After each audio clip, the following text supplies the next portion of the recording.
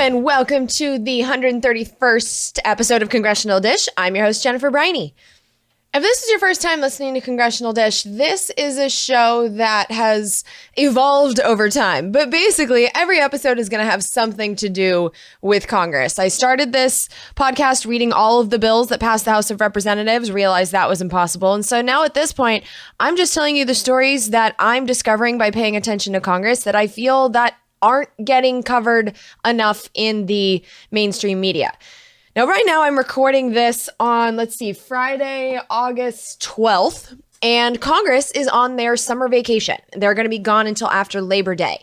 And so right now, all of your congressmen are at home in their districts begging for your votes. So, this is a good time to go and talk to them because it's pretty much the only time that they really want to listen to you. And being an election year, all eyes, especially the eyes glued to the television, are on this cluster of an election that we're going through right now here in the United States.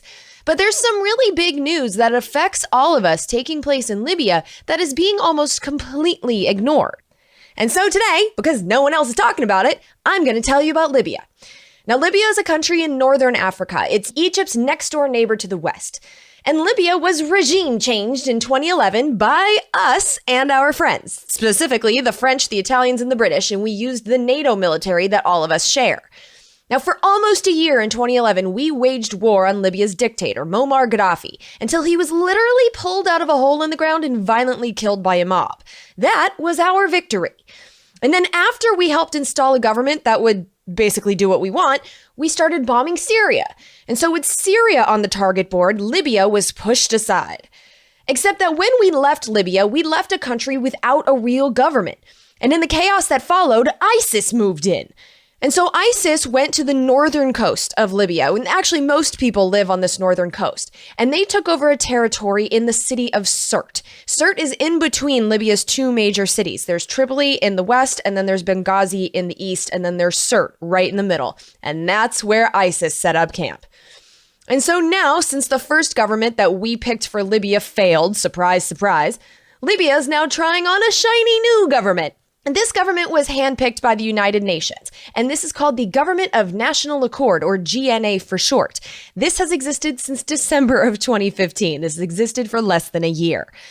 And so now that you know the very basics, and you'll understand much more than this by the end of the episode, but now that you know the very basics, you can understand the significance of this announcement that was made on Monday, August 1st, the first day that Congress was guaranteed to be gone. This announcement was made by the Department of Defense's press secretary, Peter Cook. Today, at the request of Libya's Government of National Accord, the United States conducted precision airstrikes against ISIL targets in Cert, Libya, to support GNA-affiliated forces seeking to defeat ISIL in its primary stronghold in Libya. These strikes were authorized by the president following a recommendation from Secretary Carter and Chairman Dunford. They are consistent with our approach of combating ISIL by working with capable and motivated local partners. GNA-aligned forces have had success in recapturing territory from ISIL, and additional U.S. strikes will continue to target ISIL in Cert and enable the GNA to make a decisive strategic advance. Bombing Libya isn't exactly a new thing. In fact, this wasn't even the first time this year. Here's what I found out once the reporters started asking questions during the August 1st Department of Defense press conference. There was a strike today, one in February that you confirmed previously. Is this the third strike now? Was there one before the one in February? Yes, there was an earlier strike. I believe it was November, was the first strike against ISIL by U.S. military. So we've been bombing Libya here and there for a while now, but we now have a guarantee that these strikes won't be the last. This was information that was pulled out of the Department of Defense press secretary by a beautiful example of a real journalist whose name I wish I knew. We keep comparing this to the strikes in November and February, which were going after high-value individuals. They were after specific individuals. Versus my understanding, this, correct me if I'm wrong, is this is the beginning of a campaign, an air campaign in Libya, in which the U.S. military is supporting GNA militias who have pledged their loyalty to the GNA. Is that fair? This is the beginning of, the president has approved these strikes, and they will continue until Cert is liberated?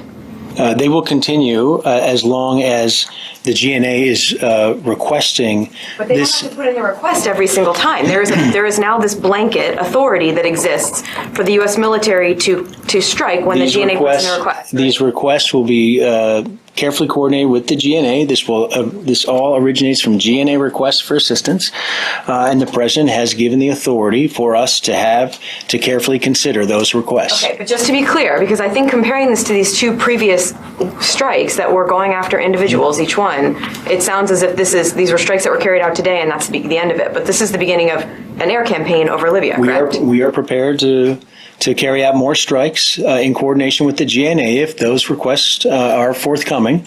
And so, and the request has been granted, right? There was the authorization has been granted. And then how long the campaign will last? Again, this will depend on the request of support from the GNA, and we're proceeding along that line. We don't have an endpoint at this particular moment in time. so basically, we are the Libyan military now, and that arrangement is open-ended. You are paying taxes to pay for Libya's sort of government's new military. And in this episode, you're going to learn why I call it Libya's sort of government, because the GNA isn't really the government. We are paying to be the military for a government that only kind of exists. As of this recording, there have been at least 29 bombs dropped on Libya in August, a country that we're not officially at war with. And so what is the Obama administration saying makes this legal? Under what legal authority are these strikes being conducted? Under the 2001 authorization for the use of military force, similar to our previous airstrikes in Libya. The authorization for the use of military force that was written 3 days after 9/11. The same one that the Obama administration says gives them the right to wage war without congressional approval in Syria, too.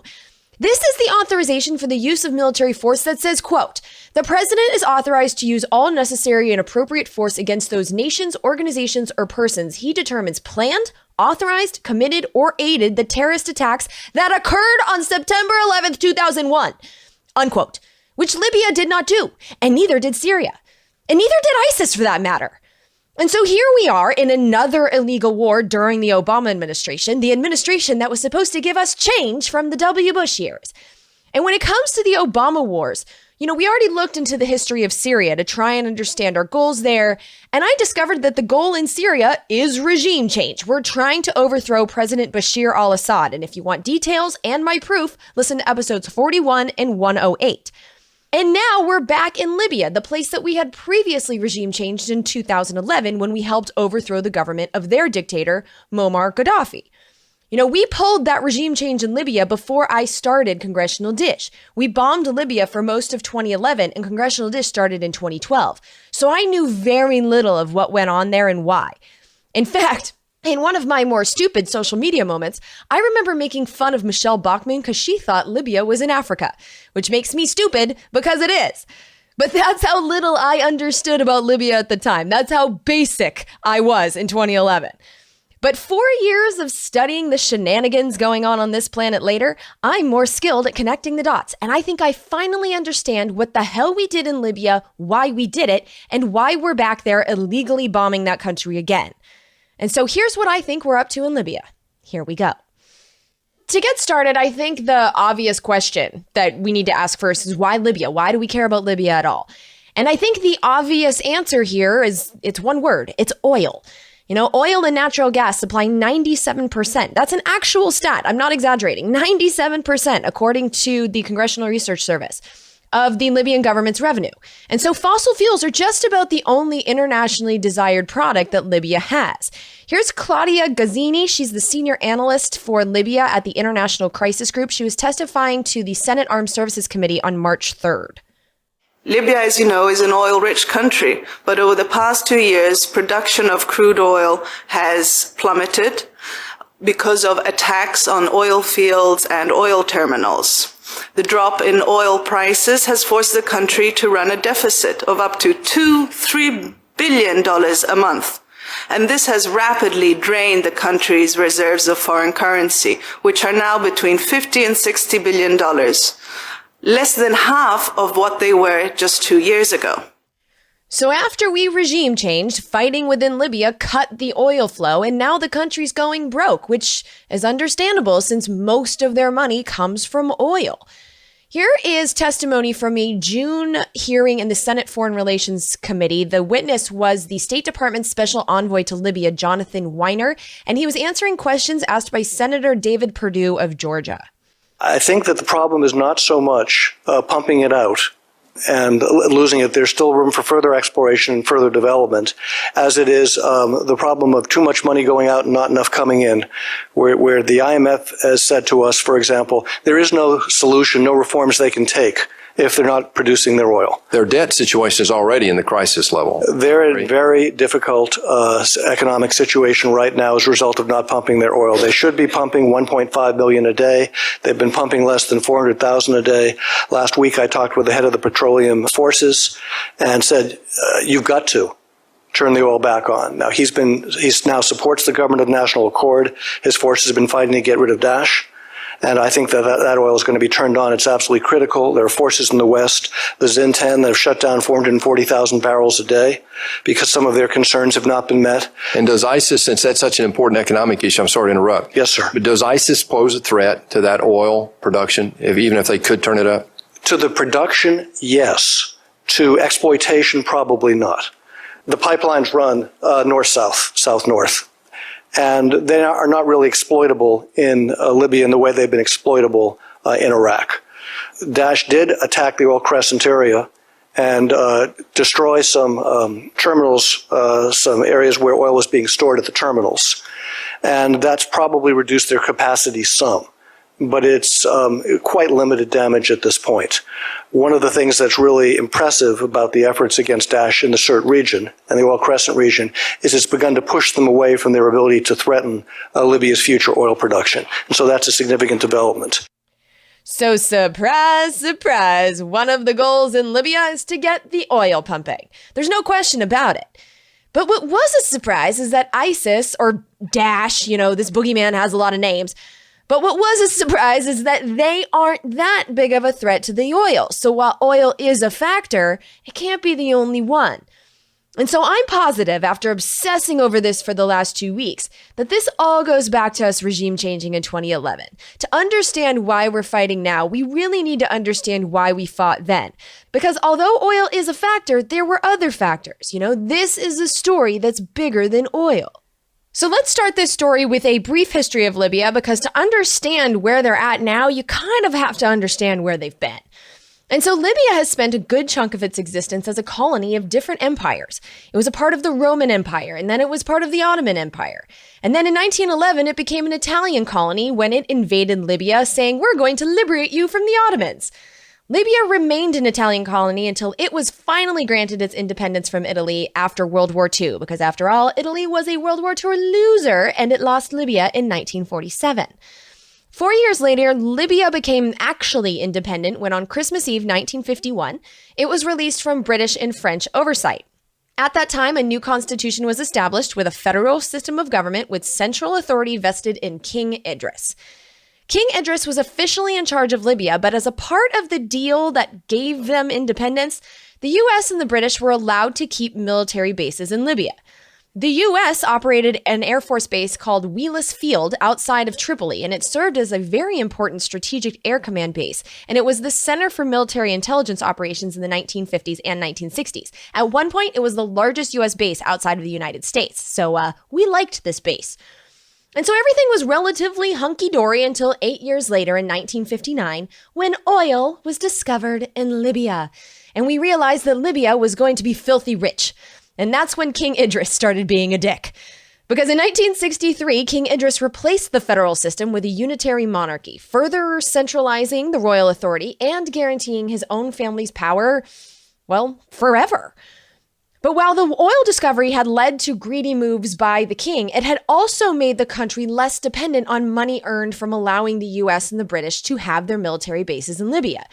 But despite this opportunity for independence, King Idris allowed our bases to stay, despite protests from the Libyan people. And then really hit the fan after the 1967 Six-Day War, when the created out of thin air country called Israel defeated its neighboring Arab countries. After that, the Libyan people were straight up irate about the US and the British having bases with which to attack Arabs housed within their country. And so 2 years later, after the Six-Day War, in 1969, a man named Muammar Gaddafi led a military coup and overthrew the British-backed King Idris. And he would rule the country until we regime changed him in 2011.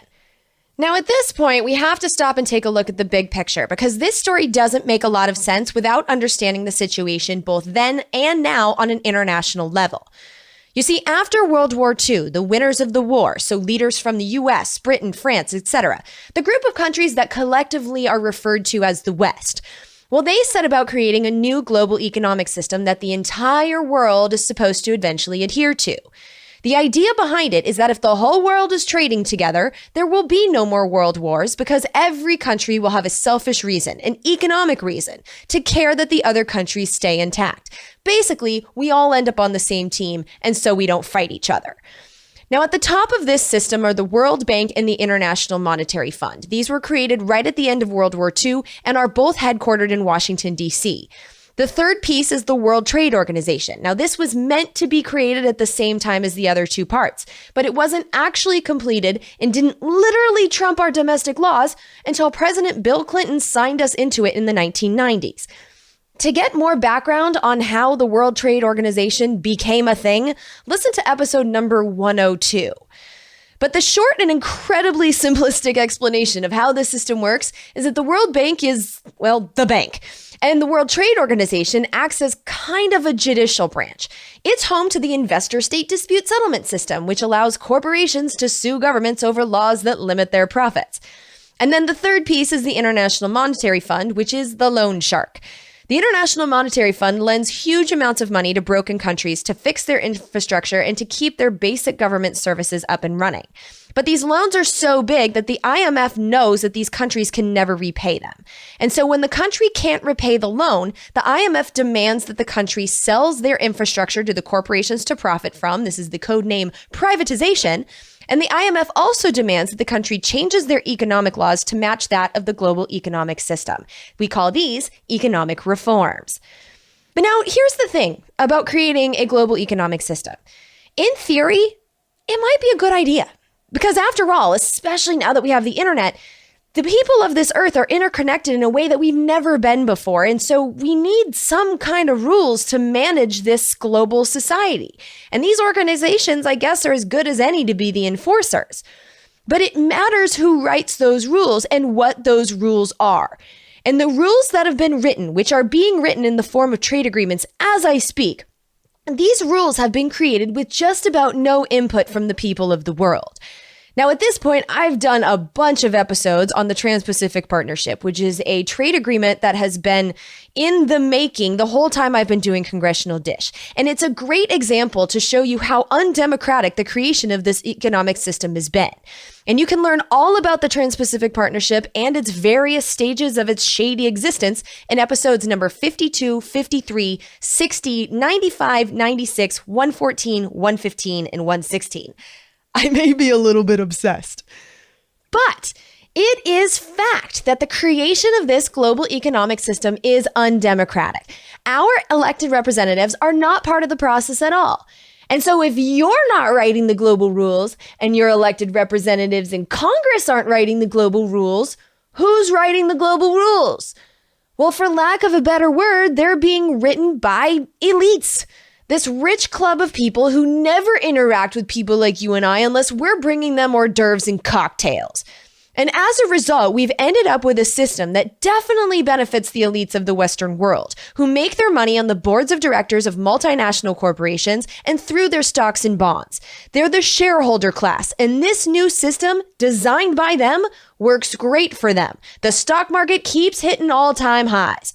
But as we've seen here in the United States, with the loss of almost our entire manufacturing industry, with the destruction of the environment in many places by corporations freed from rules, and from this race to the bottom in terms of wages, where people now need 2 or 3 jobs just to pay the rent, this system isn't great for the vast majority of people who are servants to this system. And the system is intolerant of those who don't want to participate at all. And this system has a lot of names that you may recognize it by. I like to call it the World Trade System, but it's often referred to with code names like free trade or free market.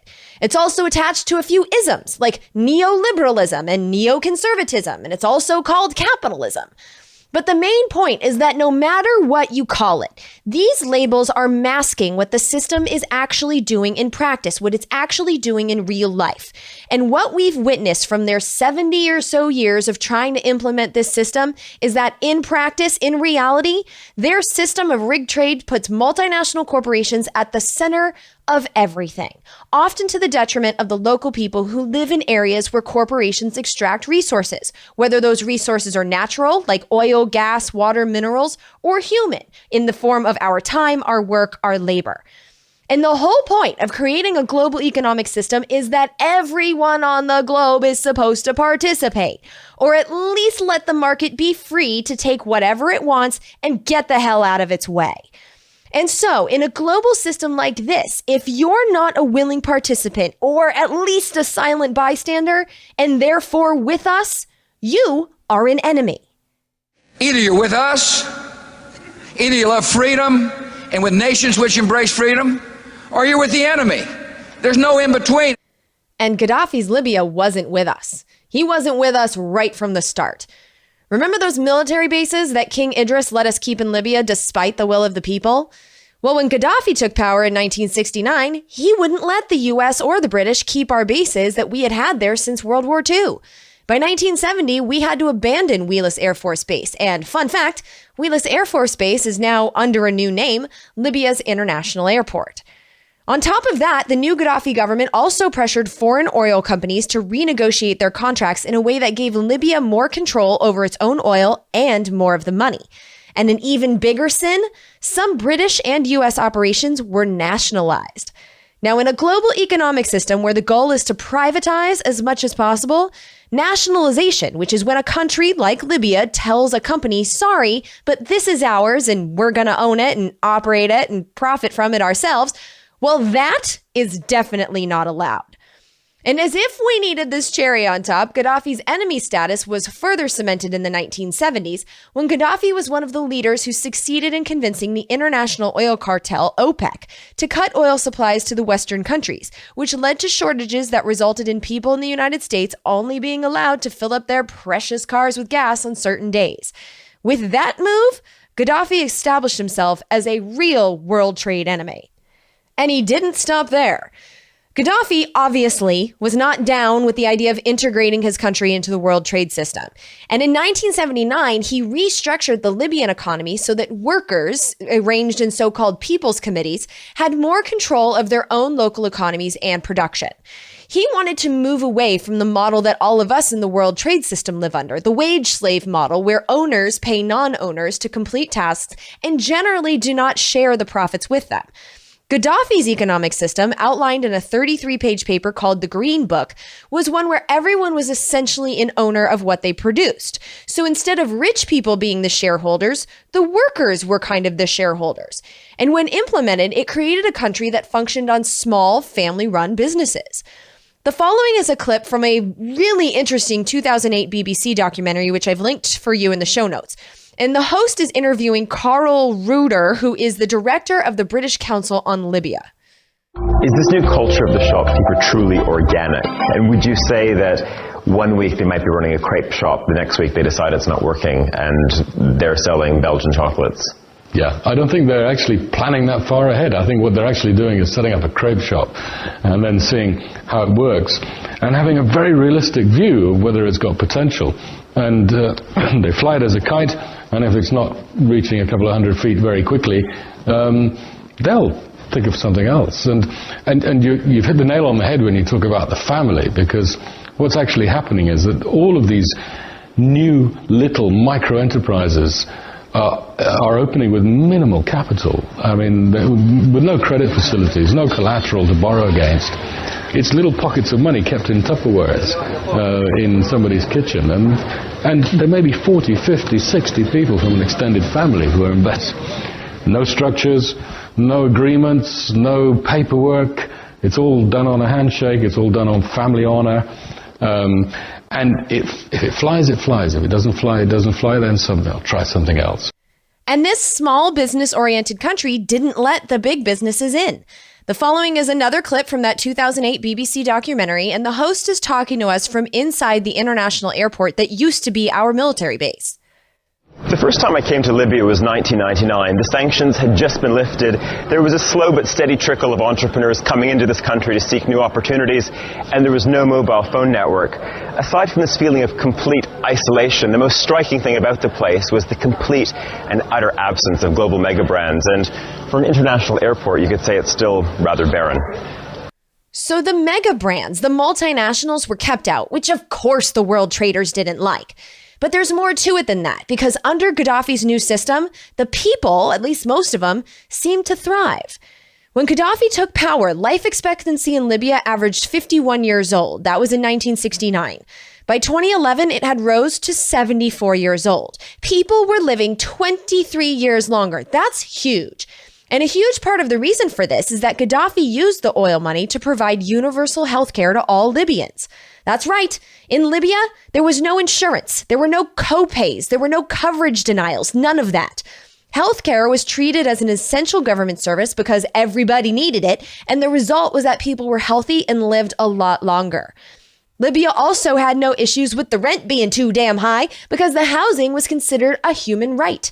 In Gaddafi's Green Book, which was required reading for every student and explained to them their government system, the Green Book said, quote, "The house is a basic need of both the individual and the family. Therefore, it should not be owned by others. Living in another's house, whether paying rent or not, compromises freedom," unquote. And so this was a country where homelessness didn't exist. It was also a country that was getting things done, big things, that to the Libyans who benefited from them seemed like miracles. Because you see, in the 1950s, when oil was discovered, the oil companies discovered another treasure under Libyan sand: water. Lots and lots of clean, drinkable water. And the Gaddafi regime wanted to bring that water to the coastal cities where the vast majority of Libyans live. But that would require a water infrastructure network spanning hundreds of miles. This would be a major project. And you know what? The Gaddafi regime did it. They used the oil money to start construction in 1993 on the Great Man-Made River. That's what they called it. And a few years later, water was flowing in Tripoli and Benghazi for the first time. Having water allowed Libyans, not only to have drinking water out of faucets, things that we just take for granted, but it also allowed them to grow their own food. And in that BBC documentary that I watched, their farmers markets were full of beautiful fresh produce, which simply wouldn't be possible without water. It was an amazing accomplishment, not just for the Libyans, but for humans, Gaddafi made water flow in the desert. That was a good thing. And doing this episode, one of the things that I can't get it off my mind, and it makes me feel sick with guilt for being on the wrong side of this war, is that the NATO bombs that we dropped in 2011, these are bombs that you and I paid for with our hard-earned tax money. Those bombs were dropped on the Great Man-Made River, and they were dropped on the factory that made the water pipes, which made sure that the Libyan people wouldn't be able to fix their water network without the help of multinationals like Bechtel and Halliburton. Right now, in 2016, their water infrastructure still hasn't been fixed, and the Libyans have been having a water crisis for the last 5 years because of us. I feel fucking terrible about that. This whole episode is a really rough look in the mirror. Was Gaddafi a dictator? Yes. No one but him had ruled for over 40 years. But was he pure evil as we had been told for my entire lifetime? No. There were and still are people in Libya who love him and were happy under his rule. And anytime you see a Libyan with the color green, that's how you know who those people are. The green flag, that's a Gaddafi regime thing. Now, I'm not saying that I prefer his system. I read the Green Book. It's only 33 pages and it's published in English. But, his thoughts on women in the society, that wouldn't work for a non-child bearer like me. And I have an obsession with things like Chipotle and Costco that would make living in a place completely hostile to corporations, undesirable. But the thing is, I can see how this could work for other people. Because at its core, Gaddafi's economic system was based on making sure that the people's basic needs were met, which I can't honestly say about the world trade system that I'm living in right now.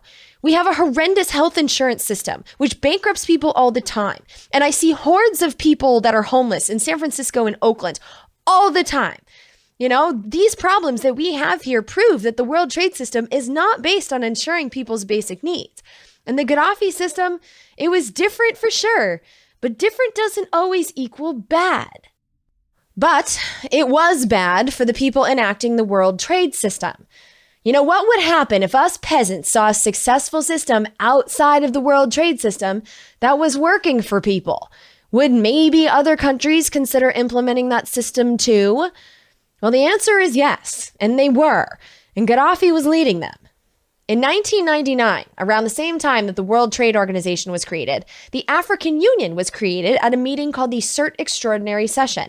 And if that name sounds familiar, it should, because the Cert Extraordinary Session was held in Cert, the city that we're now currently bombing in Libya.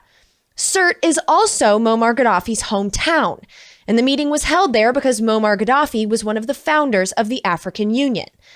The African Union was created to be a rival system to the world trade system. It included an African central bank, an African investment bank, and an African monetary fund. Now, what African country would need the World Bank or the World Trade Organization or the International Monetary Fund if Africa had their own? You know, the world trade system was meant to be global. They put world right in the name. And when you're trying to get the entire world into your economic system, competitors are not encouraged. And so here we are a couple years after the African Union was created. This is around 2003, 2004. And you know, the Gaddafis are a lot of things, but stupid isn't one of them. And at this point, they were throwing a lot of sticks at the world traders. And after we invaded Iraq, one of Gaddafi's sons, Saif, who is a good-looking smarty pants who has a PhD from the London School of Economics, well, he convinced his eccentric father to reach out to the world traders. He wanted him to try and develop a good relationship, a partnership with the West during the W. Bush years. You know, Saif Gaddafi thought it was possible to get these two systems to work together. And so during the W. Bush years, right after witnessing Saddam Hussein get his ass kicked in Iraq, Gaddafi decided to let the West in, and he eased up on poking the bear. On March 25th, 2004, as some of us saw on TV, those of us who were paying attention, George W. Bush's errand boy / British Prime Minister Tony Blair visited Libya to meet in person with Gaddafi and to mend relations. Shortly after that, George W. Bush unexpectedly lifted all economic sanctions on Libya in return for Libya destructing anything that could be used to create nuclear weapons. Also at the same time, this was not reported by the news, but at the same time, Gaddafi and the Bush administration also cooperated on their bilateral torture program. You know, Gaddafi definitely did some good things for his people, but he was no angel.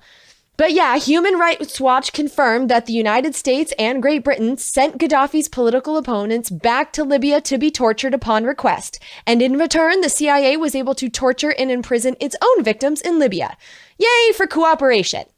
But just as important, this new partnership also included some reforms to Libya that were meant to be pleasing to the world trade system.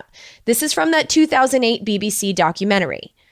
But what's really interesting about this place is that it's quite literally sitting on Europe's doorstep, with Greece, Malta, and of course Italy and the wider European world right up to the north. 90% of the population is living along the coast, and there's roughly about 5 million people here. But what's really interesting is that this country recently implemented a series of economic reforms, which means its tent is now open for business.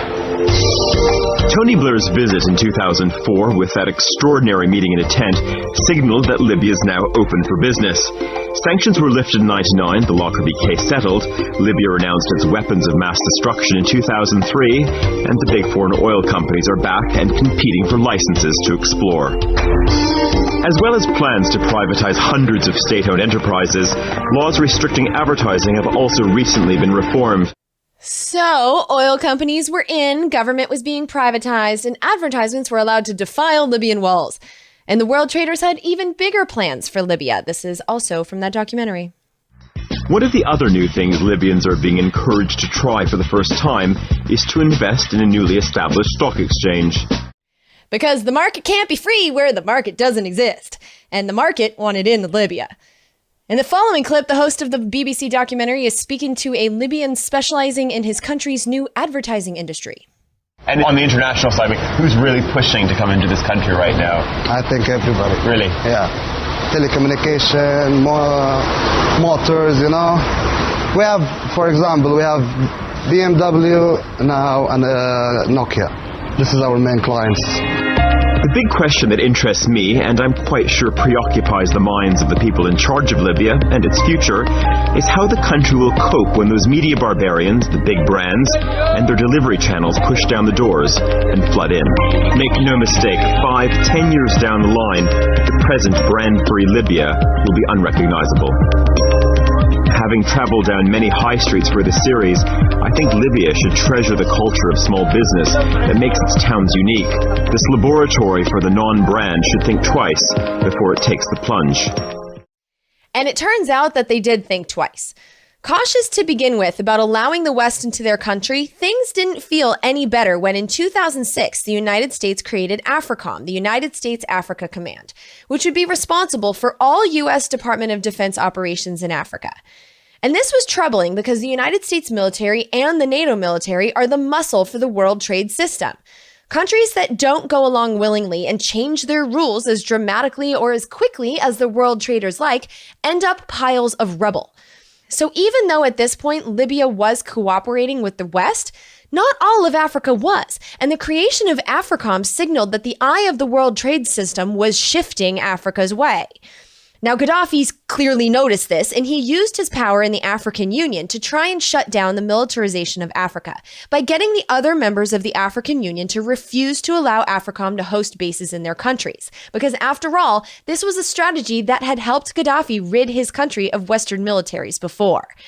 And this strategy became even more effective when Gaddafi was named the head of the African Union in 2009. And that same exact year, the African Union decided to move forward with the African Investment Bank and the African Monetary Fund, which are direct competitors to the World Bank and the International Monetary Fund. And then, as if that weren't enough, Gaddafi got even ballsier in his quest to make Libya and all of Africa world trade independent. This is a report from Laura Emmett on RT in 2011, right when our bombs started dropping. But some are convinced intervention in Libya is all about currency, specifically Gaddafi's plan to introduce the Gold Dinar, a single African currency made from gold, a true sharing of the wealth. It's one of these things that you have to plan almost in secret, because as soon as you say you're going to change over from the dollar to something else, you're going to be targeted. There were two conferences on this, one in 96 and another one in the year 2000, called the World Matar Conference, organized by Gaddafi. And everybody was interested. I think most countries in Africa were keen. Gaddafi didn't give up. In the months leading up to the military intervention, he called on African and Muslim nations to join together to create this new currency that would rival the dollar and euro. They would sell oil and other resources around the world only for gold dinars. It's an idea that would shift the economic balance of the world. Countries' wealth would depend on how much gold they have, not how many dollars they trade. And remember, it's happened before. In 2000, Saddam Hussein announced Iraqi oil would be traded in euros, not dollars. Sanctions and an invasion followed. And on top of all that, while Gaddafi had finally let multinationals into Libya willingly, he didn't give them all the freedom they desired. Instead, U.S., French, and Italian oil companies had to pay taxes on the equipment they imported. They were forced to hire Libyans to do work in Libya. And they had to sign contracts that gave oil companies less in profits than they wanted.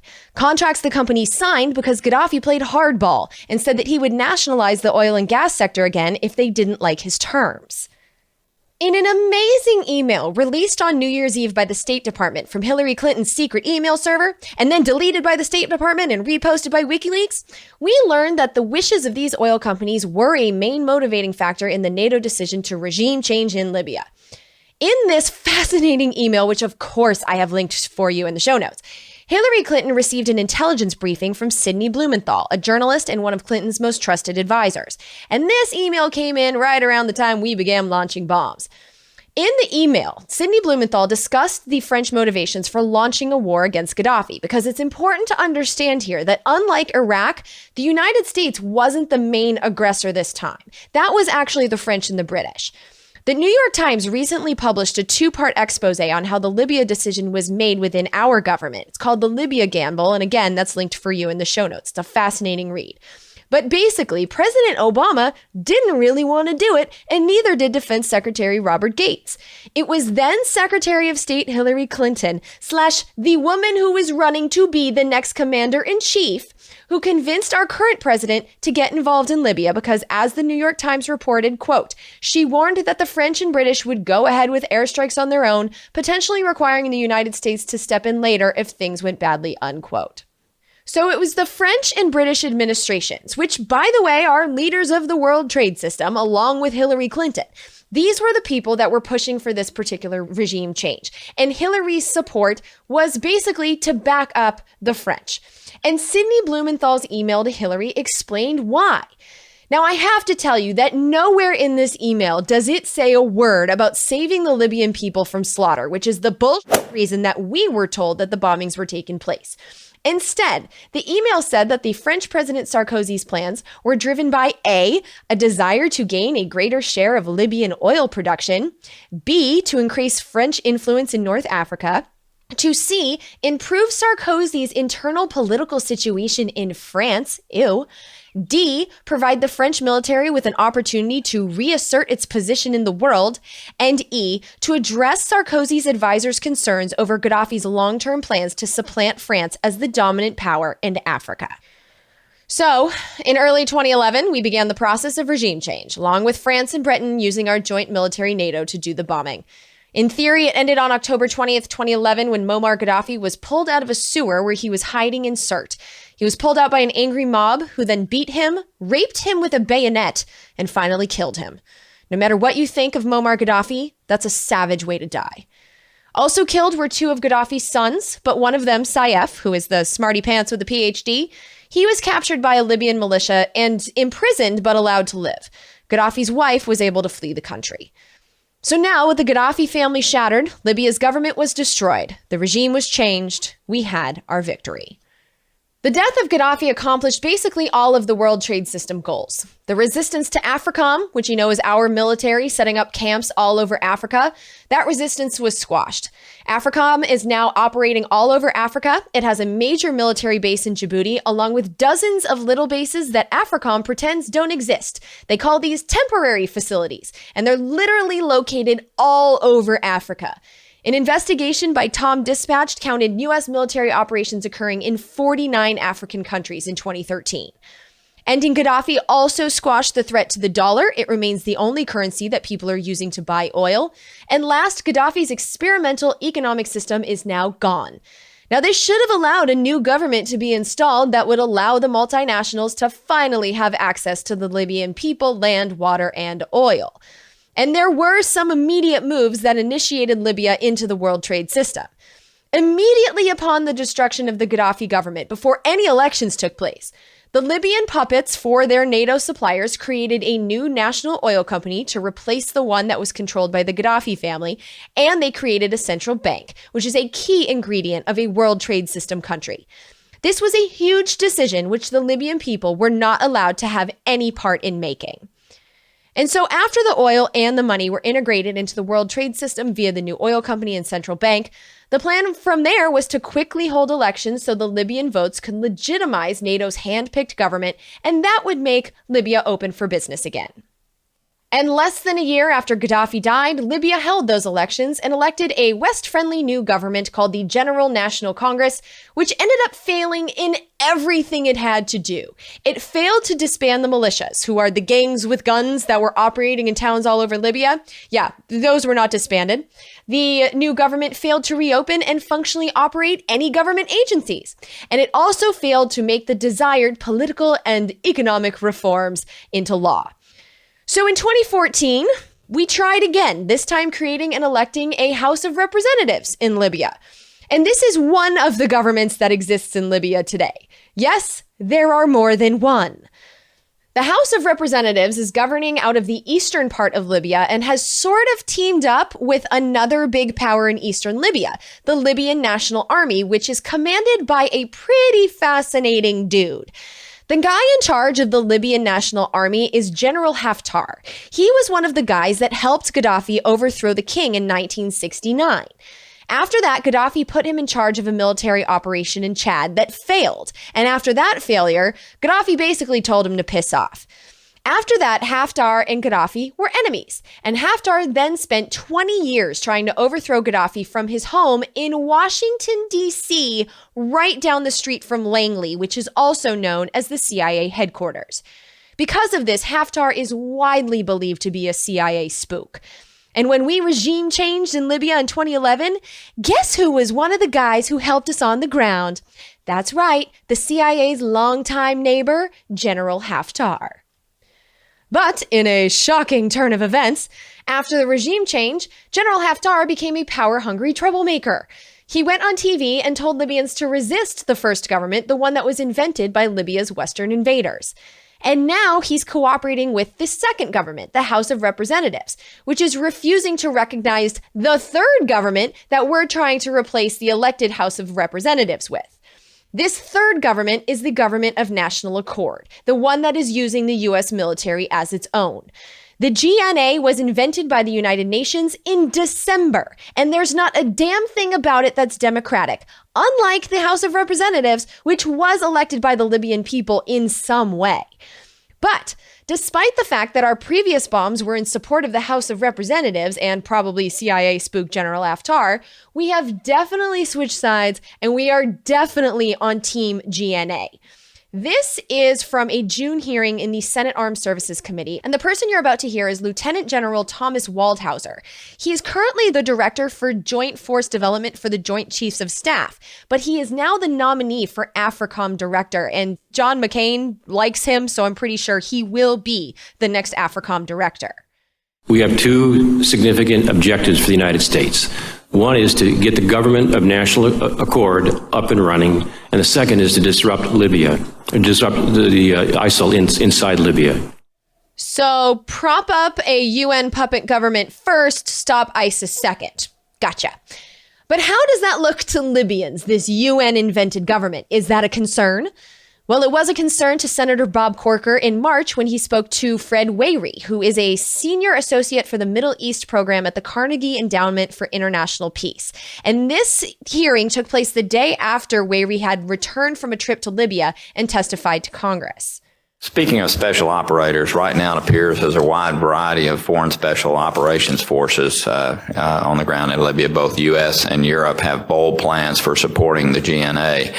If the GNA is supported under heavy Western hand, does that not cause them to lack legitimacy in the eyes of Libyans? There is the sense that this is a third government, that it's been imposed. And so, yeah, if there is military support flowing to that government, it could create some dissonance. Now, according to Wary, not that long ago, he got back and testified to Congress in March. According to him, things were not going well for the GNA. In the following clip, you're going to hear him use a couple of nicknames that are actually pretty fitting. The GNA's sort of military is nicknamed Dawn, as in new beginning, so it's brand new, invented by the UN. And the House of Representatives sort of military is nicknamed Dignity, as in let the Libyans fucking have some and keep their elected government. First, there is no national military command through which the U.S. and its allies can channel counterterrorism aid. The country is split between two loose constellations of armed actors, the so-called Dignity Camp in the east and the Dawn Camp in the west. Now, over the last year, these two factions have splintered to the point that they exist in name only. And although the faction signed an agreement in December for a new government of national accord, that government remains stillborn and unable to exert its authority. A key stumbling block is the question of who and what faction will control the country's armed forces. But perhaps most worrisome is that these two camps are still, in my view, more focused on viewing each other as a threat rather than the Islamic State. Many are, in fact, using the danger posed by the Islamic State as a pretext to wage war against local rivals over political supremacy, turf, and economic spoils. Both sides accuse the other of collusion with the Islamic State. So that was in March. And at the time, there were rumors that our military might be used to back up the United Nations installed mess of a government. Here's Senator Ed Markey of Massachusetts from that March hearing. Could you tell us whether the administration is anticipating sending up an authorization to Congress for its military campaign in Libya? I don't know of a military campaign in Libya being contemplated, Senator. So in June, Congress is told there's no war being planned. And that makes sense because the Libyan government was still a show. And now this is an exchange between Senator Angus King, who sounds like a hamburger, but is actually a senator from Maine, and Lieutenant General Thomas Waldhauser, who, like I told you before, is soon going to be appointed as the new director of AFRICOM. This hearing was on June 21st. Does the GNA control the military and the police forces? Senator, to my knowledge, I would not use the word control. I think at the moment, these militias, it seems to me, appear to be working in the direction that Siraj would like to go. But I would, at this point, and with my, and if confirmed, I'll look into this, but I would not use the word control for the GNA over the militias. But ultimately, that's going to have to happen if they're going to control the territory. Ultimately, it will have to happen because that, you won't have a secure and working government unless they have control of a military, and in this case, numerous militias across that country. So the GNA is a mess. And a week prior to this, the State Department said there was no war being planned. And then the guy who will soon be the head of AFRICOM tells this to the chairman of the Armed Services Committee, John McCain. So right now you don't think we need additional U.S. military presence? At the moment, no. At the moment means to me we don't have a strategy. I don't know what at the moment. Unfortunately, this administration has reacted at the moment with incrementalism, mission creep, a gradual escalation in Iraq and Syria. And I don't want to see the same thing in Libya, but I'm beginning to see the same thing. Do we have a strategy for Libya, or are we just acting in an ad hoc fashion, which has been the case as we've watched ISIS establish, metastasize, and grow in Libya? Well, as indicated, the two strategic objectives that we do have for Libya is to assist the I know the objectives. Do we have a strategy? To continue to support that right at this point in time. I am not aware of any overall grand strategy at this point. So mid-June, Congress is told by the State Department and the Department of Defense that we have no plans for a military campaign and we have no grand strategy. Now, I generally get pretty pissed at Congress for doing nothing in these situations, but I can't really get upset with them for going on vacation after being told that nothing was in the works. And so that leads me to conclude that Congress, the people's branch of government, was either misled or something changed between mid-June and August 1st. Because John McCain's suspicions were right. We have all kinds of mission creep going on. So here's August 1st, day one in the bombing campaign in the Department of Defense press conference. Are U.S. forces on the ground helping spot targets to help avoid civilian casualties? We have a close coordination with the GNA, but there are no U.S. Boots on the ground. Because the special forces have been rotating in and out. The Pentagon has openly talked about it throughout the spring, but there's none right now. The role of those forces were to establish communications and contacts in Libya, and that has not changed. So there's not a specific role for U.S. forces in Cert as part of this operation. And by August 9th, 1 week later, the Washington Post reported, quote, U.S. Special Operations Forces are providing direct, on-the-ground support for the first time to fighters battling the Islamic State in Libya, U.S. and Libyan officials said, coordinating American airstrikes and providing intelligence information, unquote. That's boots on the ground. That's mission creep. And all while Congress is on vacation. Literally on vacation. Now, like I said, I don't really blame them for going on vacation because they were told all was well. But the Republicans in the Senate and the House absolutely have the power to call Congress back to deal with this, and they haven't done so. So we're just left to guess about why all this is happening because Congress isn't holding hearings, they're not asking questions, and they're sure as hell not demanding that President Obama stop using the 9/11 authorization for the use of military force to bomb anyone he wants, wherever he wants, whenever he wants. And by the way, let's acknowledge a pattern here. In 2013, President Obama went on television and announced that we would start bombing Syria. Do you remember which month that was? Well, I do. It was August, when Congress was on vacation. The only reason that that war got postponed is that the elected representatives of the British people actually came back from their vacations and voted not to go to war, which put the war on hold. Of course, we know that we started bombing Syria anyway a year later. So, this whole start a war in August when Congress isn't there thing, they've tried this before and they just did it this time. But, let's just say we want to give the Obama administration the benefit of the doubt. They don't deserve it, but just for shits and giggles, let's assume that they didn't purposely mislead Congress in June. That means that something had to have changed during those 6 weeks from mid-June to August 1st to make war necessary. So what could it possibly be? Well, first, let's put to bed right away the idea that we did this to liberate the poor people of Cert, because we didn't give a shit about the civilians in Cert before we started bombing. How do I know? Well, first of all, they didn't bother counting how many civilians would be put at risk before the bombs started dropping. This is from that August 1st press conference. And one last thing, you've made many references to civilians in Cert. What is the U.S. estimate of how many civilians remain in Cert? I'll try and get the number for you. I don't know that offhand. And then they didn't bother to warn anybody with leaflets before the bombs were dropped. Peter, were leaflets dropped on that tank and those vehicles before the airstrikes? I'm not aware that they were. Okay, so this wasn't to save the people, because if we wanted to save the people, we would probably warn them to get out of the way of the bombs. We didn't. This isn't about them. The stated reason for all this is big, bad ISIS Isil, whatever they were calling them. But this is how that press conference started. I want to begin today with an update on the campaign to defeat ISIL wherever it tries to spread. Today, at the request of Libya's government of national accord, the United States conducted precision airstrikes against ISIL targets in Cert, Libya, to support GNA-affiliated forces seeking to defeat ISIL. But here's the thing about that. In all of the hearings that I watched about this from March through June, the number of ISIS in Libya was said to be between 5,000 and 6,000, which is a pretty big number. But in the press conference, this is what we found out. Previous intelligence estimates had ISIS at a fighting force of around up to 6,000, I believe. Is that the current assessment that you guys have? The assessment numbers that I've seen, and again, it's hard to gauge ISIL numbers anywhere, but I've seen that number, at least our assessment is that it's been reduced, and the number may be closer to about 1,000 now.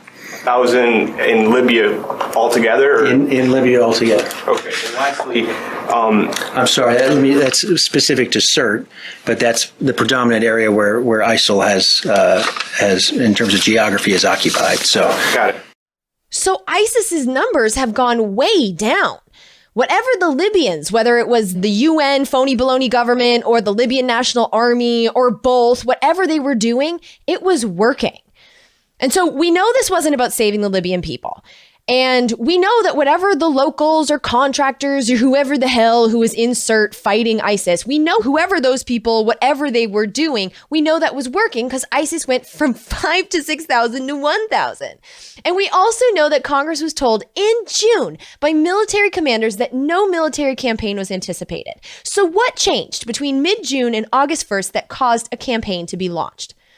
Well, remember that smarty pants son of Muammar Gaddafi's? The one that didn't die in 2011 and instead was captured by a Libyan militia? Well, the group that held on to him is basically part of the Libyan National Army. Now, this group didn't love the Gaddafis, which is why Saif Gaddafi has been a prisoner for 5 years. But when the International Criminal Court, part of the World Trade System, wanted Saif Gaddafi so that they could put him on trial for his dad's crimes, the Libyan militia refused to hand him over. And when the International Criminal Court handed Gaddafi a death sentence in 2015, the Libyans again refused to hand him over. And then, in the middle of July, just a few weeks ago, the world found out that the Libyans who were holding Saif Gaddafi prisoner had let him go. He's a free man. And a lot of people in Libya miss the Gaddafi days when, yeah, they had a dictator, but they also had peace and healthcare and homes and water. You know, the Gaddafis handled the basics, and a lot of Libyans see the Gaddafi family as heroes. And that includes Saif Gaddafi, despite his sins. It was him, after all, that encouraged his dad to try and work with the West.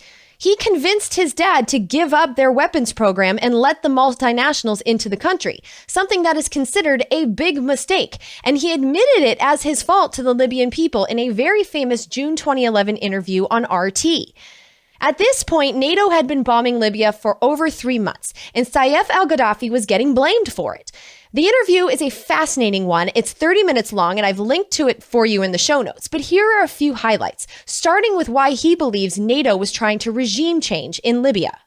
This country is a piece of cake, rich, full of gas, oil, and we have more than $100 billion deposits abroad, so we have to share this cake.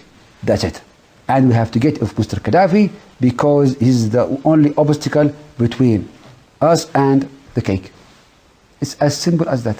I mean, we got messages from many countries, and we heard many news from Iran, North Korea, saying, this is your mistake, Libyans. You give up your weapons of mass destruction, you stopped developing long-range missiles, you became very friendly with the West, and this is the result. So, what does it mean? It means this is a message to everybody, that you have to be strong, you never trust them, and you have to be always on alert. Because those people, they don't have friends. Over one night, they change their mind and they start bombing us. And the same thing could happen to any other country. So now everybody is blaming me that it's because of you, because you were tolerant, you were nice with everybody, and now you brought all the enemies from abroad to Libya, and this is the result. Do you think they're right? To be honest, we were super tolerant. I was naive, yes. He confessed his sins on TV. And honestly, I can see why the Libyans like him. He's really smart. I am inclined to trust a guy who's willing to admit when he's wrong. You know, to go on TV and eat a sandwich like that. And he's also the son of the last person who made a peaceful existence in Libya possible. And unfortunately, we burned our bridge with this guy. He could have been a partner, but he seems to hate us now. I can't really blame him. I mean, we killed his father, we killed at least 2 of his brothers, and we killed thousands of his people and lied about it the whole time, saying each bomb dropped was on a militant, when civilians were definitely dying. We are his enemies now, and he's free, and he has a military. Uh-oh. And here's the other thing. It was his forces, the Gaddafi-aligned forces associated with the Libyan National Army, that were taking back territory from ISIS around Cert. You know, ISIS's numbers were dwindling. Like I said, they went from 5,000 or 6,000 to 1,000. But it was because Gaddafi's guys were winning. By coming in drones blazing now, the US, UN, NATO, world traders can claim it was their victory, not Gaddafi's. But is that all we're doing there? Because we don't know what our bombs are actually landing on, and ISIS isn't the only player in that town. Remember, Cert, the city we're bombing, that's Gaddafi's hometown. So why are we bombing Libya? The truth is, I don't really know. But I know there's more to this than ISIS. I know there's more to it than oil. I know there's more to it than the Gaddafi family. The cold hard truth is that our Libya war, just like the Syria war and the Iraq war and the Afghanistan war, they're all connected by one thing, the world trade system. When we pay our taxes, a huge portion of that is going towards war. And this is what we're paying to protect and enlarge. We are paying to force countries, especially ones with resources, to participate in this system. And so if we want to end the wars, we need to start looking at this economic system and discussing it as part of the puzzle, because it's a big piece. We're the enforcers. And the question we need to ask ourselves is if we want to be. Do we want to pay for and be the military of the world trade system? Because we are. It's happening. We're literally the military of a United Nations imposed government in Libya right now. Is this where you intend your taxes to go? How does this benefit you? Because in 2 weeks of studying this obsessively, I can't think of a single way this benefits me. And that's really the only conclusion that I can come to here, that this doesn't benefit me, and I'm definitely not proud of what's being done in my name. I believe in freedom for everyone, you know, and that includes countries on the other side of the world. I think that they should be allowed to decide what they do with their own resources. I feel like they should be allowed to have whatever economic system they choose. You know, I don't want to be the muscle for the world trade system. And it's a big job, you know. We are paying for almost 800 military bases in 70 countries. And that doesn't include our own. That doesn't include the ones within the United States. 800 military bases in 70 countries. Britain, France, and Russia have about 30 bases outside of their countries combined. Come on, guys. The hell are we doing? Anyway, I'm about to wrap this up here, but before I do want to end this with a warning because I'm suspecting that at least a few of you are going to contact your congressman about this. And one of the things that I've noticed that people in Congress who want to theoretically stop the wars in these illegal war situations is that those congressmen have been focusing on the legal justifications. They've been focusing on the war authorization and correctly pointing out that the 9/11 AUMF was never intended to justify war anywhere at any time against anyone. But I really want to caution you against falling into the trap of demanding an updated military authorization, because that's not the point, first of all. You know, obviously the 9/11 AUMF using that for this is garbage. But if you want to stop the wars, demand that they stop the wars. Don't make this about the authorization, because as I highlighted in episode 117, that was in January of this year, there is a truly reckless new authorization for the use of military force that literally authorizes war anywhere at any time, that has skipped the committee process and is ready for a vote in the Senate.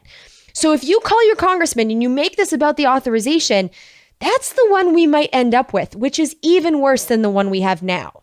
You know, like for me, I'm someone that wants to stop these wars, and the goal should be to stop the bombings. No new authorizations, no authorizations. I want to shut it down. So I always get nervous when I do episodes like this, because the way that I've framed this entire story is just so different from what I think most of us are hearing, definitely on the TV. The TV never frames anything on a global scale, especially here in the United States. I mean, everything is American-centric. It's as if the rest of the world really doesn't exist. And so to present this information in the way that I did, I'm sure I'm going to get some kind of pushback, especially from people who never read The Shock Doctrine or Confessions of an Economic Hitman and who haven't listened to Congressional Dish for very long. I'm definitely having some trouble with newcomers to the podcast not knowing what the hell is going on so many levels. But yeah, I think one of the reasons that the mainstream press doesn't put these issues in this type of perspective is because the mainstream press is a part of that elite system. And what really drove that home to me were the Democratic National Committee email leaks, where, you know, the Hillary Clinton, I hate to really blame it on Hillary Clinton, because it was the choice of Debbie Wasserman Schultz and the heads of the Democratic Party that decided to work with the media to do everything that they could to get Hillary Clinton to be the nominee. To the point that there were journalists that were clearing their stories with the Democratic National Committee first. And when there were journalists that were saying things that the DNC didn't like, they went after them. So all of this was in the emails. And it just kind of reinforced to me that these people that work in Washington and are charged with telling us what's going on in the world, in a lot of cases, they're in the very system that they're supposed to be exposing. They're friends with these people, you know? And I think that is one of the things that makes Congressional Dish so different, is that I am completely outside of their system. The first time I met a lot of people that work in DC was at Netroots Nation just less than a month ago. And so when I sit here and I think about how I'm going to continue to do this podcast, because really the goal of this podcast to me is just to understand better what's going on in the world. And I connect everything to Congress because Congress is my most direct means of influencing it.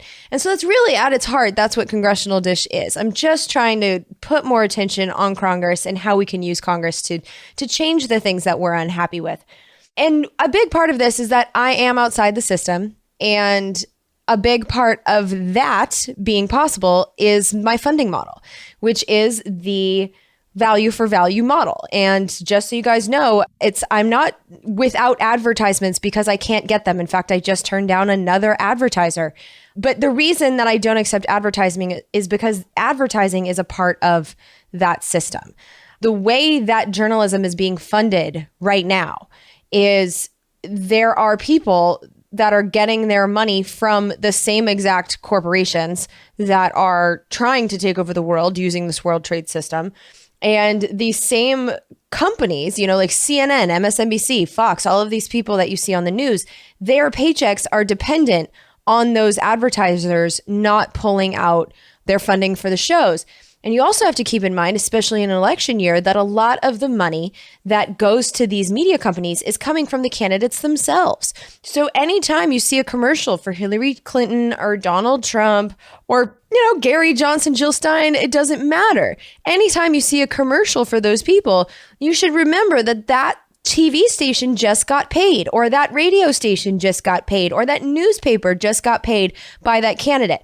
And so, especially when it comes to Hillary in particular, she is one of these elites that is creating the world trade system. I mean, the Clintons and the Bushes, those two families are definitely in on this, and they're in on it together. And they don't even hide it. Bill Clinton created the World Trade Organization, or at least he was the one that made it legal in our country. And they've been fighting for this system ever since. So I just think that's something to keep in mind, that one of the reasons that you just heard a story framed in a way that you probably haven't heard it framed before is because I'm not trying to please advertisers. The only people that I'm accountable to are you. And it's a crowdfunding thing. I mean, I just had some guy on Facebook this morning tell me that he was going to donate to the podcast, but now he's not going to because he's disappointed on my take on something. And I can brush off that because, well, first of all, someone who says that is probably never going to contribute anyway. But I can also know that I have a crowdfunding method where if one person gets mad at something I say because it doesn't fit their worldview, I don't have to worry because there are other people that are supporting this podcast. This is a crowdfunded podcast. And even though this has been a very inconsistent model for me as I've been growing it over the last 3 years, because I did this completely for free for the first year. But in the last 3 years, as I've been building this business, despite the inconsistencies and the trouble, this value for value model, I think, is the best for what I'm trying to do, which is to simply try and understand what's going on in the world and do it out loud in a way that my finances are not tied to keeping any kind of corporate sponsors happy. And so, this is how Congressional Dish gives you this information. And if you support the mission of that, the mission of simply being able to say what I need to say, how I need to say it, and not worry about who in the power elite I'm getting angry. If you like that idea, if you like that model, please contribute to Congressional Dish. Because like I said, this is a crowdfunding thing.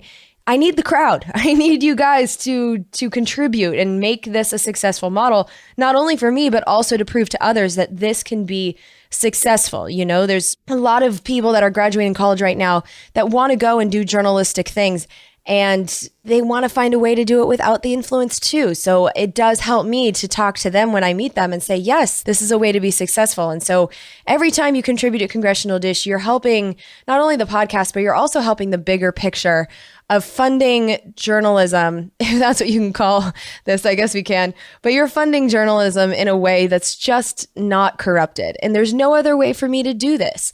So if you want to be a part of this, if you want to send that message to the world, please go to congressionaldish.com, and on the support page, you can find all of your options.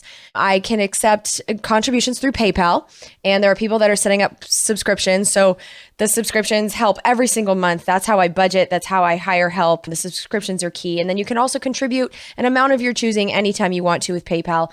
You can also send in physical checks, which FYI, some of the checks are going to be a little delayed in depositing them because the way I do my banking is I send your checks to my bank, and the last envelope had 60 checks in it and it got lost in the mail. So it was gone in the universe for like 16 days. I was really freaking out about that. Finally, it did show up on my bank, so there's no emergency there, but I did learn a lesson. And so what I'm doing is I'm getting one of those little bank machines that counts the checks and endorses all the checks. I bought one of those, and so I'm going to be depositing the checks from my own desk, and I'm waiting for that to get here. So your checks are going to be deposited soon. It's just going to take me like an extra week to get that here. It should be here. They said like mid-August. But anyway, people that send in physical checks, what's great about that is that nobody takes a commission. Every one of your pennies ends up at Congressional Dish. And so I really love that. And the address is on the support page. And we also take Bitcoin. And then also, if you're shopping on Amazon, if you're buying something there anyway, if you merely enter Amazon through the Congressional Dish page, you can see a search box in the top right-hand corner of every Congressional Dish page. If you use that to search for whatever you're buying, anything you put in your cart during that shopping trip, Congressional Dish gets a commission. So that's an option where you can help the podcast and it doesn't cost you anything extra. But however you're contributing to the podcast, just know that you are helping me do this. You're helping me keep on investigating these stories long term, trying to look at the world in a different way. And I just really appreciate you supporting my efforts because I think we really are making a difference here based on my emails. You know, people are contacting their congressmen and they're looking into voting differently. And we're just more aware of what's going on in the legislative branch. And you're a part of that. So thank you for helping. Thank you for being a part of this. And again, if you want to join all of us who are making Congressional Dish possible, please go to the support page on congressionaldish.com. And now I'd like to thank the people who are contributing to Congressional Dish who have helped me do this podcast since the last episode. And first and foremost, I'd like to thank the subscribers, all the subscribers. You know, I don't read your names every single week on the air, but when your PayPal notifications come through or your check comes in, I read your name and I know how much you're contributing every single time. So thank you all. I just really appreciate your support. And we do have some new subscribers. In fact, this first one is an old subscriber who is returning. This is Alex Thompson of Rock Hill, South Carolina. And here's his note. He said, "Hi, Jen. I had to cancel my monthly subscription for a few months due to some financial issues, but everything is squared away now, so you should start getting checks from me again in August." And I did, so thank you. Also, I'm sending an extra check for $40 to make up for the months I missed, and as an extra bonus for episodes 124, The Costs of For-Profit War, and 125, Ungoverning the Internet, which were both excellent. Keep up the good work, Alex. Alex, I'm so glad things are working out for you, and thank you for setting up your subscription again. I am very happy to have you back. We're also getting $20 a month from Travis Fisher. Thank you, Travis. And we're getting $15.75 a month from Lydia Ty. Thank you, Lydia. We're also getting a physical check now every month from David Babcock of Seattle, Washington. So thank you, David. And we're getting, it looks like $10 a month from Alex Hunsaker. So thank you, Alex. Another Alex. We're also now getting an anonymous $7.77 per month, and this was through PayPal. One thing I want to let you guys know with PayPal is that there is a little section down there to leave me notes, but if you're setting up a subscription, those notes don't come through to me. I don't see them. So if you're trying to be anonymous and setting up a subscription, email me because the notes, I don't know why, but they don't come through. The notes only come through for one-time contributions. So there you go. We're also now getting $5.15 a month from Keith Vidal. Thank you, Keith. And last, we have a new subscription from Gregory Pope, who is contributing $5 a month. Thank you, Gregory. Now on to the one-time contributions. The winner of the week is Donald Darga, who contributed $258. And he said, "Hey, Jen, sorry for things taking so long. I've been a bit all over the place and just didn't take the time to properly give back to you for all the service you've provided me. I've donated $258 through PayPal. That should give you just over $250. Let me know if it has any trouble going through. It was fine. I loathe PayPal in general, but it does make this easy. I've been a listener since your Reddit AMA, and while I think you deserve more, this is what I have for now. I would like for you to be able to expect more in the future, and I will do my best to make it so. Thank you." Anyways, that was more of me just consoling myself for waiting so long. I really wanted to email you because what you do has been so beneficial to me, and I know I can't be alone here. I wanted to just give you my support other than just financially and say that without your podcast, I would be woefully ill-informed about politics in general. I am the type of person that will usually avoid politics at all costs because of the information overload and conflict that arises. The cost of having to sift through all the different opinions on political events just to get what could be the truth of the matter is so burdensome. I've just excused myself from it altogether. So finding your podcast was a breath of fresh air for me. I was in a bit of a pickle with guilt from ignoring my civic duty and the entry barrier to being somewhat well informed about political events. Even now, I am not as informed as I would like to be overall, but your podcast has brought me out of the dark, and I want to thank you for that. So what I'm trying to say here is thank you, Jen. Keep doing your thing, golf swing and all. You have a great product, and I can't speak for anyone but myself, but I can say that I need your product and you have my support, Dawn. Oh, thank you, John. And you know what's funny is one of the reasons that I do this podcast, that I wanted to make a living from reading about what's going on in the world, is that I also feel like I'm woefully uninformed. I mean, there's so much information.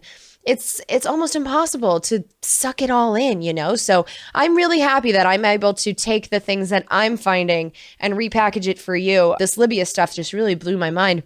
But yeah, I love having a life where I get to learn about what's going on and become better informed. But I've got to tell you, there's plenty of things I don't know. And yeah, that's what makes Congressional Dish so awesome. Let's see, moving on. We also got $256. So you missed the top spot, Peter, by $2. But we got $256 from Peter Downs, and he left an email who said, Jen, I am fully caught up on Congressional Dish. Last time I wrote you, I believed I had listened up to episode 109 or so. Since that time, I've learned about your most recent hardships and family losses. Holy shit. Some years ago, I lost my father to diabetes, which was unexpected. Oh God, I'm so sorry. Nothing prepares you for the loss of family, whether you know it's coming or not, and in both of your cases, not knowing. 2 unanticipated losses in such a short time is brutal. However, if I knew my dad, he wouldn't want me to despair or lose heart. He would want me to be encouraged to go on and forward as far as life can go. I think you feel the same. You are driven onward, contemplative of the past, honest about the present, and hopeful for the future. I continue to value your work. With sorrow and joy, let's progress, Peter. Peter, thank you. It's very kind of you to say, and I'm really sorry about your dad. I almost lost my dad a couple years ago, and that's a bullet that I'm really happy I dodged, because I really don't know what I would do without him. So thank you, Peter. We also got $130 from Derek Solberger, who said, as an academic with liberal peers and a conservative family, I find your presentation of American politics to be truly refreshing. Keep fighting the good fight. Thank you, Derek. He also says, I donated $1. I forgot to mention that. I recently heard your interview on Cara Santa Maria's podcast, and that's when I instantly subscribed to your podcast. Very cool. And yeah, Cara and I are actually going to LA Podfest in September. It's the last weekend of September by the Beverly Center somewhere. But yeah, I'm going to LA, and Cara and I aren't doing anything official other than going to the festival, but I'm really excited to see her again. She's one of the coolest people I've ever met.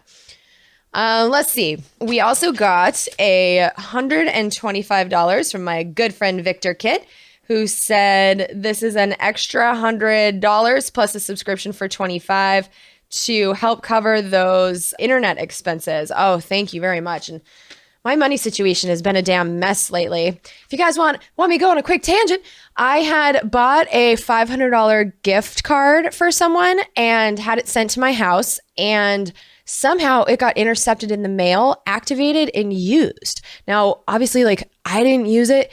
And the company that I bought it from, it's called Gift Card Mall. Never shop there, because they basically told me that I'm out of luck, even though they didn't bother to send it to me in a way that had any kind of tracking whatsoever. They said that I can't prove that it wasn't me who used it, and so they're not giving me my money back. And so a big chunk of my week has been dedicated to filing a police report, because it turned out that gift card was used in one city, and tracking down the places it was used. It was used at Starbucks, Safeway, and Walmart. And fun fact, all of those places do have security cameras, but they delete their tapes after 30 days. And this company that I bought the gift card from, they didn't tell me that my card was used. I called them twice to say that it didn't show up, and they're like, oh, just keep waiting. Then they promised me a refund. And then 3 weeks after that, so by this time, 2 months had already passed. At that point is when they told me that my card had been used. And by that point, all the security camera footage was gone. And so the running theory right now is that it was probably stolen by a postal worker. So I'm also working with the Inspector General of the Post Office, who have been really great and really professional. And I'm really impressed with the U.S. Post Office's investigative team. But yeah, I've had all kinds of law enforcement interaction in the last week over this stupid gift card. And so yeah, $500. I still don't know if that's just gonna be gone or what. So keep your fingers crossed for me, because that has been quite the nightmare. But yeah, so thank you for the extra $100, Victor. Long story short. Let's see. We also got $120 from Christopher Turner of Toledo, Ohio. Thank you, Chris. Topher. I don't know if anyone calls you Chris, but I just did. We also got another $100 from Steve McMahon. I love seeing your names over and over and over again. And Steve, gosh, I see yours all the time. And Steve said, Jen, hope your finances get better. Netroots Nation sounds like your kind of gathering. Life imitates art. RNC like Dr. Strangelove and DNC like The Sting. Your podcast is like a lighthouse every month. Wish you and yours all the best. Stephen McMahon of I'm doing it again. Of Havre, Montana. I hope I'm pronouncing that correctly. My pronunciation is horrendous. Then let's see. We also got another $100. This one is from someone who would like to remain anonymous, but this person says, I do make a small monthly contribution, but I've been saving up for a larger one-time contribution. Me and my friends appreciate all the hard work you put into giving us critical information. I think Congressional Dish is helping nudge at least some people out of the feeling of helplessness that so many of us are vulnerable to. I hope this helps you keep going. Best regards. It absolutely does. Thank you for contributing.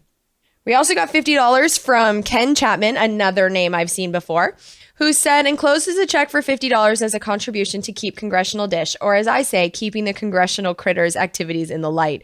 One of the issues I see with your pay-as-you-go model is it may not reflect accurately on any given show. While I have enclosed a check today, it doesn't mean that the last episode was super good, nor would my not sending a check mean the episode is poor. For most, we may hear an episode but not have the time, money, or ability to send a donation at that time. I thought your transportation episode was extremely informative and actually ticked me off at the games our so-called representatives play. I wasn't able to send a contribution like many others, I suspect.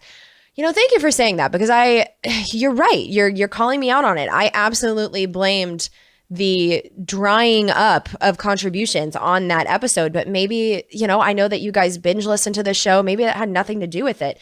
But yeah, that's a really good point. Thank you for making it. Back to Ken's note, he said, so in summary, thank you so much. And I am sure I speak for many, both contributors and non-contributors that may want to but don't have the means. Just keep in mind that a week that has a few contributions does not necessarily mean the last episode was subpar. I will try to contribute a bit more and often. However, like everyone else, our representatives make it very difficult to make money without them getting a cut via taxes, fees, etc.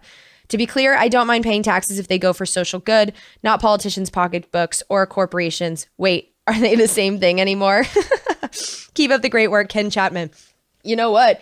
If we elect Donald Trump to be our president, we will quite literally have a corporation as our president. So yeah, those two things do seem to be merging, don't they? But yeah, thanks, Ken. We also got another $30 from Patrick Cardone, another person that I see all the time. And he said that this $30 was for June, July, and August. Thank you, Patrick. We also got $20 from Elliot Leonard. Thank you, Elliot. And we got $20 from Kwok Chun So, and that was for Congressional Dish episodes 129 and 130. I like how you guys are thinking of your own subscription models. It's kind of fun to see all of the different ways you guys are contributing and why. We also got $20 from Ryan Zifra. Thank you, Ryan. We got $18.93 from Jack Chester, and he is the one who is contributing that amount because the U.S. Navy Chiefs were established on April 1st, 1893. Thank you very much, Jack. We also got $17.76 from Patrick Weingart, a number I am hoping most of us recognize. We also got $10 from Patrick Dejoux. Thank you, Patrick. $10 from Ethan Avery. Thank you, Ethan.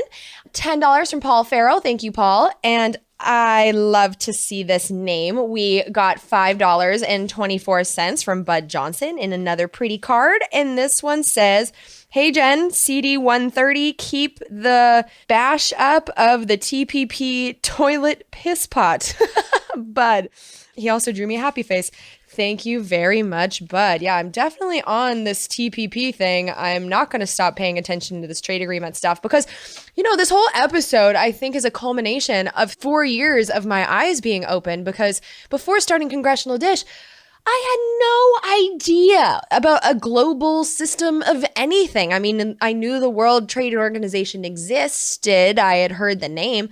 But I didn't know what it did, and I didn't realize the significance of trade agreements. I certainly didn't realize how they were being constructed in such an undemocratic way, and I didn't realize how they trumped our laws. I didn't realize that trade agreements were treaties.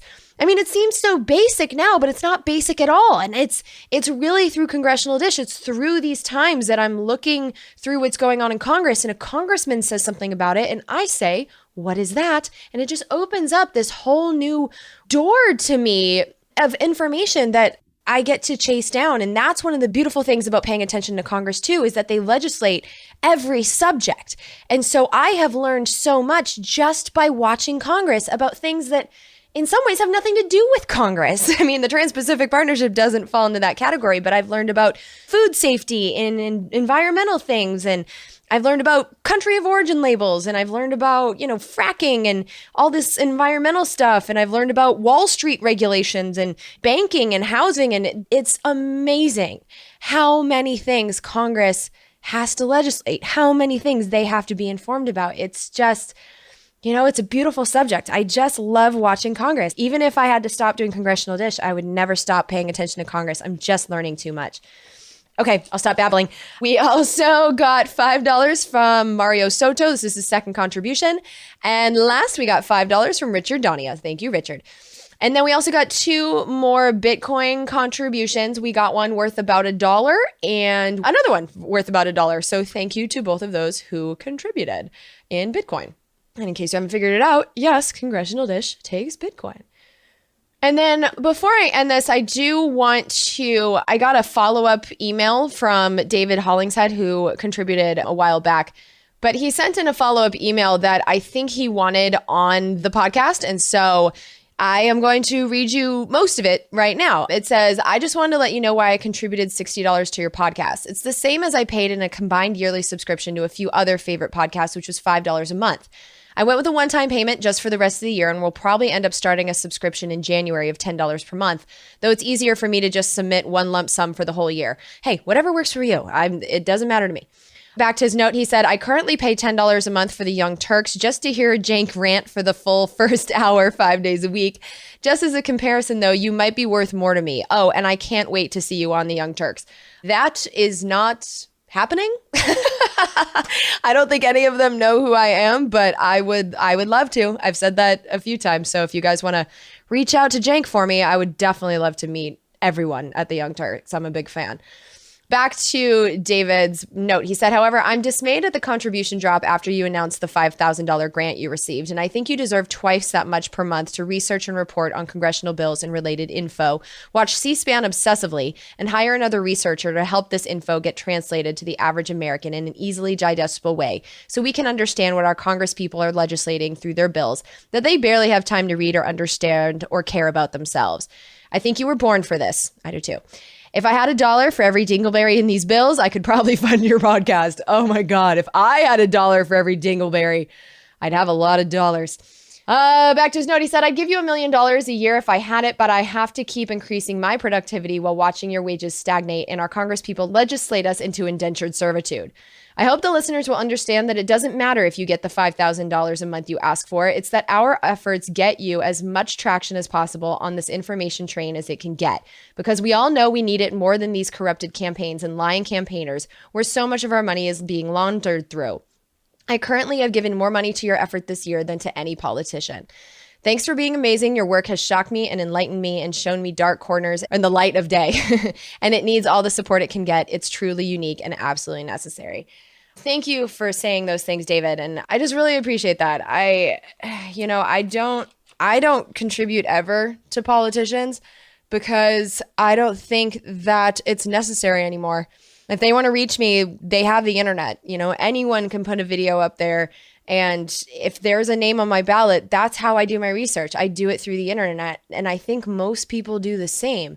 And so I don't think politicians need to collect as much money as they do to, put their ads on the television, which, like I said earlier, is another level of the corruption because it corrupts the media. I mean, all of this money that's being transferred back and forth between the people making the laws and the people reporting on the laws, that transfer of money is so corrupting. And I am so grateful that you guys have freed Congressional Dish from those bonds of corruption. So thank you, David. I appreciate that so much.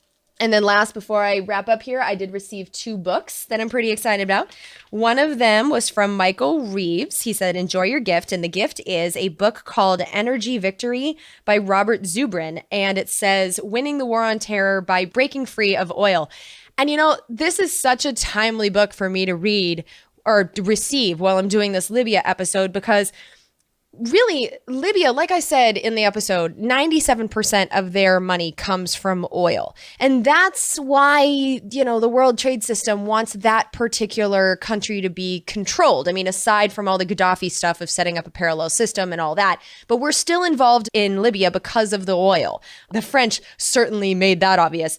And so if we want to stop meddling in places like Libya for their oil and their fossil fuels in particular, that's exactly what we need to do. We need to get ourselves off of oil so that we don't need to go and steal it anymore. And so this is a really interesting book for me to get. I'm curious about the ideas in it about how to break free of oil. I mean, obviously renewable energy is going to be in here, but I'm excited to read this one. So thank you. That's a cool book. And then the other one is, let's see. This is from Rob Reynolds of Manchester, Connecticut. And the book is The Deluge, The Great War, America, and the Remaking of the Global Order, 1916 to 1931. And this is interesting for me. I mean, obviously, I've been talking about the global order in this episode, and I hope it didn't sound too Alex Jonesy for you guys, but I mean, it's all fact checked. And again, the show notes are the most valuable thing I do. So everything that I used, I mean, there's so many hearings, even hearings I wasn't able to watch. There's TV shows, there's articles, there's all kinds of stuff in the show notes that you guys can check out. But this book is before the time I usually pay attention to. I'm kind of up on my history. I mean, not really, but really my brain starts working at the end of World War II. So this is even before that. So this is going to expand my brain even more. So I really like this. And then Rob left a note. He said, hello, Jen. I told you I would be getting this book to you, and finally I got it delivered to you. It's an interesting, albeit dense, book on how the interwar years up to the Great Depression were shaped by the events of the previous years, the First World War, and the privileged position the United States found itself in. I hope you enjoy it like I enjoy your show. Thanks, Rob Reynolds. And he also said, P.S. If you need a World War I refresher, Dan Carlin's Hardcore History series, Blueprint for Armageddon, is great. This is great. Thank you very much. I love getting these books. I just wish I had more time to read them. But yeah, as you might hear right now, my dog is squeaking her ball because my husband is home. It is Friday night. And so I'm going to wrap this up. And thank you guys again. And I'm not sure what the next episode is going to be. I need to start working on the Student Success Act, which I've been procrastinating on for a really long time. So that is coming up. But the second August episode, I haven't decided yet. So yeah, there you go. But coming up soon is the Student Success Act, and I will be diving into more bills in the upcoming months because I want us to know about the most important bills before we vote. So we're going to get back to bills. Hopefully we don't start any more wars. And yeah, we'll just take it from here. Thank you so much. Talk to you soon. Bye. We're surrounded now by liars coming at us through our TV screens. We don't have a domestic spying program. They're content to fight in black and white despite the many in-betweens.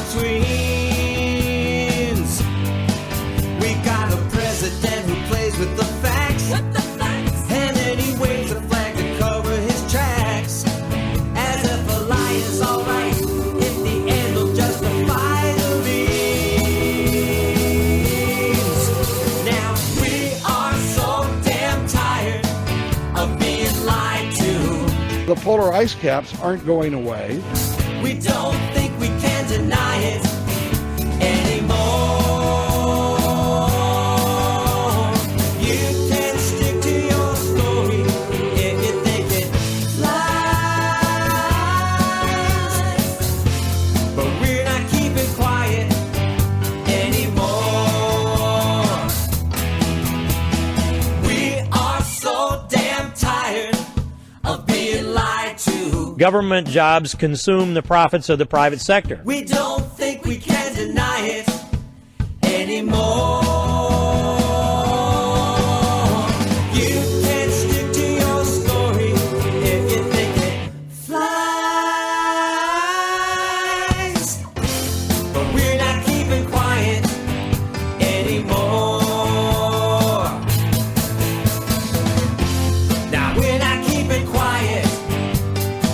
These bills represent common sense, bipartisan solutions